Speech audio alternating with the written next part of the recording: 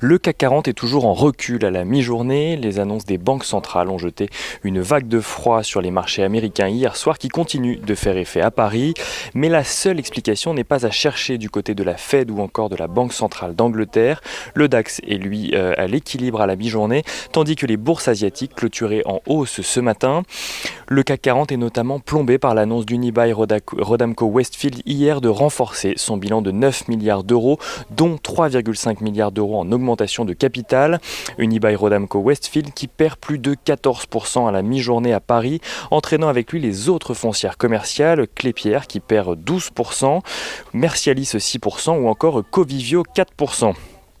Les banques sont également dans le rouge à la mi-journée, même si les baisses sont plus modérées. Les banques qui voient un nouveau concurrent espagnol de taille se former. CaixaBank et Bankia ont en effet dévoilé ce matin un accord à la suite des négociations qui se sont tenues hier soir. Les deux banques se sont entendues pour un accord d'actionnariat qui permet à CaixaBank d'acquérir Bankia. Pour cela, CaixaBank offrira 0,6845 actions de son capital en échange d'une action Bankia. L'opération valorisera la nouvelle entité à 4,3 milliards d'euros, nouvelle entité qui gardera le nom de CaixaBank. Et dans le domaine des acquisitions européennes, toujours le London Stock Exchange annonce de son côté être entré en négociation exclusive avec Euronext suite au dépôt d'un dossier par Euronext pour le rachat de Borsa Italiana en début de semaine. Et acquisition toujours, PSA et Fiat Chrysler ont fait approuver à leurs actionnaires une clause d'incessibilité des actions Faurecia pour les 8 mois qui suivront leur cession.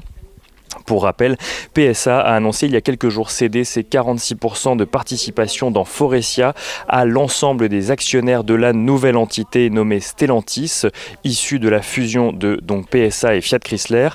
La clause d'incessibilité permettrait d'éviter un impact trop négatif sur le titre de Faurecia au moment de l'opération.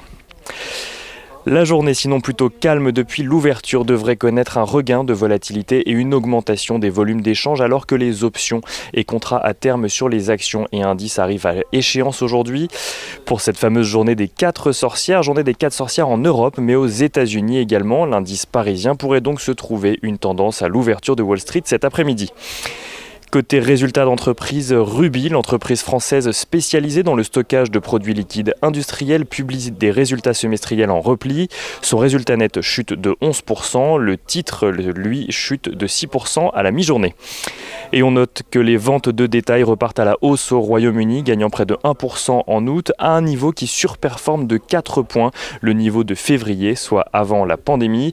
Et on finit ce point avec l'euro-dollar qui est toujours au-dessus des 1,1860 $ pour 1 euro à la mi-journée et le pétrole qui reste lui au-dessus des 43 $ pour le baril de Brent.